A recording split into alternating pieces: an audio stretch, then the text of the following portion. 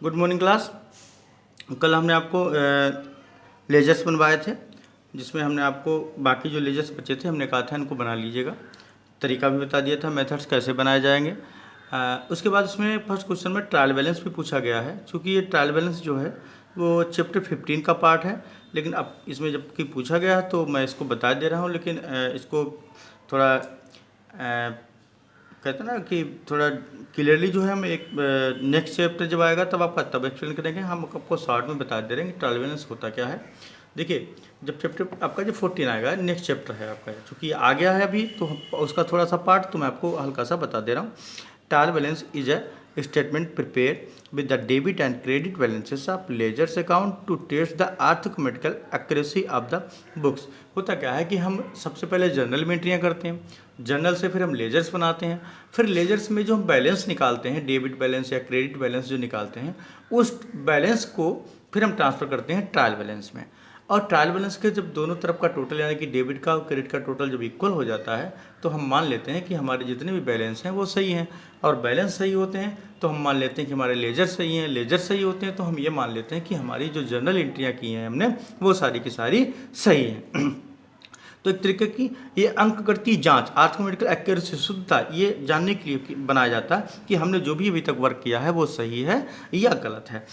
और इसमें हम क्या करते हैं, ट्रायल बैलेंस में बैलेंसेस ट्रांसफ़र करते हैं। जो भी हमने अकाउंट्स बनाए हैं उनके जो बैलेंस आए होते हैं तो डेबिट का डेबिट में ट्रांसफ़र कर देते हैं और क्रेडिट का क्रेडिट में ट्रांसफ़र कर देते हैं। देखिए, जैसे कि कल क्वेश्चन आपको हमने जो कराया था उस क्वेश्चन में हमने आपको कुछ अकाउंट्स बना दिए थे, कुछ अकाउंट्स हमने आपसे कहा था कि बना लीजिएगा। ओके, तो अब इसमें देखिएगा, ये जो आपका है, ध्यान से, ये क्वेश्चन नंबर फर्स्ट के जो आंसर्स दे रखे हैं इसमें डेबिट बैलेंस है, क्रेडिट बैलेंस है। ओके, डेबिट बैलेंस है एंड क्रेडिट बैलेंस है। तो ये दोनों जो बैलेंस हैं आपको दे रखे हैं, इसमें इनके अकॉर्डिंग जो भी हमारा वर्क है वो हम उसी के अकॉर्डिंग करेंगे बैलेंस के हिसाब से। अब हमारे पास सारे अकाउंट तो है नहीं, क्योंकि हमने आपको कुछ अकाउंट्स बनवाए थे, आपने बाकी अकाउंट्स बनाए होंगे, तो इतना भी आपने टैली कर लिया होगा कि डेबिट बैलेंस का आंसर सही आया कि नहीं आया, डेबिट बैलेंस और क्रेडिट बैलेंस। अब हमको ट्रायल बैलेंस का प्रोफार्मा बनाते हैं हम, पार्टिकुलर एलएफ अमाउंट, एक डेबिट का और एक क्रेडिट का। इसमें कुछ खास नहीं, बस सिंपल सा एक होता है प्रोफार्मा, बना लेते हैं।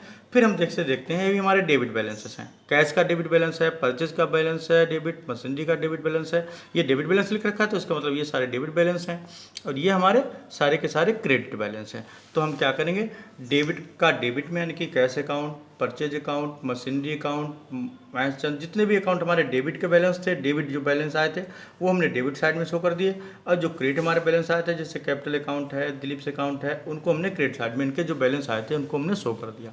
लास्ट में हम दोनों तरफ का टोटल जब करते हैं तो ये देखना पड़ता है कि दोनों तरफ के टोटल जो है वो हमारे इक्वल यानी कि सेम आने चाहिए, तब हम ये मान लेते हैं कि हमने जो भी वर्क किया है वो हमारा सही है। तो ट्रायल बैलेंस हमारा क्या है कि एक आर्थमेटिकल एक्यूरेसी के लिए बनाया जाता है कि जो भी हमने ट्रांजेक्शन्स किए हैं, जो भी हमने जर्नल किया है, जो भी हमने लेजर्स बनाए हैं, जो भी हमने बैलेंस कैलकुलेट किए हैं, वो सारे के सारे हमारे सही हैं या नहीं सही हैं, उनकी सबकी जाँच के लिए जो एक कहते हैं ट्रायल बैलेंस बनाया जाता है। इसको विवरण पत्र, तुलना पत्र भी कहते हैं। ठीक है, डेबिट और क्रेडिट की तुलना की जाती है कि दोनों इक्वल हैं या नहीं है, क्योंकि डेबिट के बराबर ही इक्वल होना चाहिए क्रेडिट, या क्रेडिट के बराबर इक्वल होना चाहिए डेबिट। दूसरी चीज़, इसमें ट्रायल बैलेंस में क्वेश्चन पूछा जाता है कि इसमें टू और बाई का यूज होता है या कि नहीं होता है। तो ध्यान रखेंगे, ट्रायल बैलेंस में टू या बाई का यूज नहीं होता है, क्योंकि ट्रायल बैलेंस अकाउंट नहीं होता। जो अकाउंट्स होते हैं उनमें टू और बाई का यूज होता है, जो अकाउंट नहीं होते हैं, जो एक स्टेटमेंट होते हैं, उनमें टू और बाई का यूज नहीं होता है। ओके, अब एक क्वेश्चन और है, हम आपको बता देते हैं। क्वेश्चन नंबर 3 देखिए कि जैसे आपने जर्नल बनाया, जर्नल से आपने लेजर बनाए, अकाउंट्स बनाए, जैसे cash account, machinery account, purchase account, ये सारे आपने अकाउंट्स बनाए। वैसे ही सेम एक क्वेश्चन है इसमें, जैसे 3 दे रखा है, prepare journal entry of the following postings. अब ये पोस्टिंग जो अकाउंट बनाए गए हैं, जैसे परचेज अकाउंट है, सेल्स अकाउंट है, इंटरेस्ट अकाउंट है, मोन का अकाउंट है, ये सारे अकाउंट्स जो बनाए गए हैं इनसे आपको जर्नल एंट्रियाँ करनी है। तो हमने आपको बताया था कि अगर हम जर्नल एंट्रियों से लेजर बना सकते हैं तो हम लेजर से जर्नल एंट्री भी बना सकते हैं। जैसे अब हमने देखो इसमें जर्नल एंट्रियाँ की हैं, आप इसको देखेंगे। जैसे पहला है आपका परचेज अकाउंट बना हुआ है, डेबिट में लिखा है टू कैश, ठीक। तो एक बात आप बताइए, डेबिट में टू कैश तब आएगा जब हम एंट्री करेंगे purchase account debit to cash, क्योंकि हम जिस अकाउंट को बनाते हैं उसका नाम उस अकाउंट में नहीं आता, तो हम क्या करते हैं उसका अपोजिट वाला लिखते हैं। इतना तो आपको मालूम है। तो टू कैश लिखा है, इसका मतलब परचेज डेबिट होगा, तभी तो उसका अपोजिट वाला होगा, क्योंकि परचेज अकाउंट बना रहे हैं। तो सपोज करिएगा हमारी एंट्री, अगर हम इसी से परचेज अकाउंट बनाना हो तो एंट्री क्या होगी हमारी, purchase account debit to cash. तो जब हम परचेज अकाउंट बनाएंगे तो परचेज क्या है, डेबिट है, तो हम डेबिट में ही लिखेंगे, लेकिन क्या लिखेंगे इसका अपोजिट वाला टू कैश। तो यानी कि डेबिट में टू कैश आया है तो ये अपोजिट होगा, तो परचेज हमारा क्या होगा, डेबिट होगा।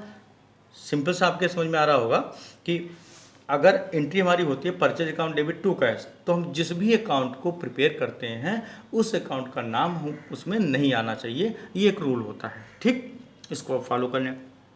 अब नहीं आना चाहिए तो ऐसी कंडीशंस में हम क्या करेंगे, उसका अपोजिट वाला लिखते हैं। तो सिंपल मेथड यही है, अपोजिट वाला लिखते हैं। जैसे परचेज अकाउंट डेबिट, तो हम डेबिट में तो लिखेंगे, ठीक, तो क्या लिखेंगे, टू कैश, तो टू कैश हमने लिख रखा है, तो ये हमारे पास में है। परचेज अकाउंट बना रहे हैं, टू कैश लिखा हुआ, तो उसका मतलब क्या एंट्री हुई होगी, परचेज को डेबिट किया गया होगा, तभी तो डेबिट में उसका अपोजिट टू कैश आया, क्योंकि परचेज अकाउंट बना रहे हैं। सेम इसी तरीके से आपकी सैलरी है, सैलरी में है टू कैश, तो इसका मतलब salary account debit to cash, भाई सैलरी डेबिट हो गई तभी तो हमने वो एंट्री कर दी, salary account debit to cash account 1500 amount का डाल लेंगे।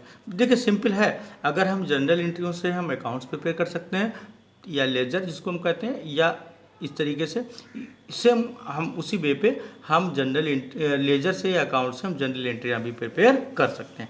नेक्स्ट देख लीजिए, इंटरेस्ट है, तो इंटरेस्ट में भी क्या कह रखा है इन्होंने, ध्यान से देखिएगा, बाई कैश। अब बाई कैश लिख रखा है तो जाहिर सी बात है कि हमारा क्रेडिट साइड में लिखा है, तो इसका मतलब इंटरेस्ट हमारा क्या होगा, क्रेडिट होगा, यानी कि इंटरेस्ट हमारा क्या होगा, क्रेडिट होगा।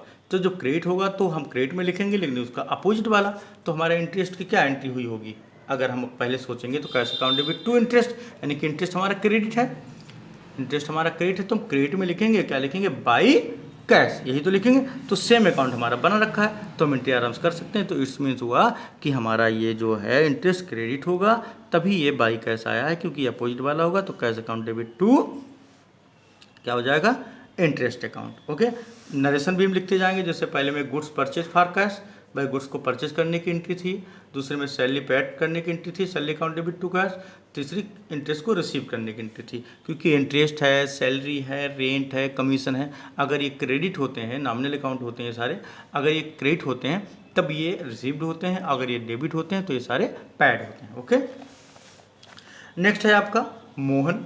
मोहन में देख लीजिए, डेबिट लिख रखा है टू कैश, तो इसमें भी सिंपल सा है कि मोहन का अकाउंट बना है, मोहन का नाम आया कि नहीं, डेबिट में लिखा है, इसका मतलब मोहन डेबिट होंगे, भाई मोहन क्या होंगे, डेबिट होंगे, तो Mohan debit to cash account, Mohan debit to cash account.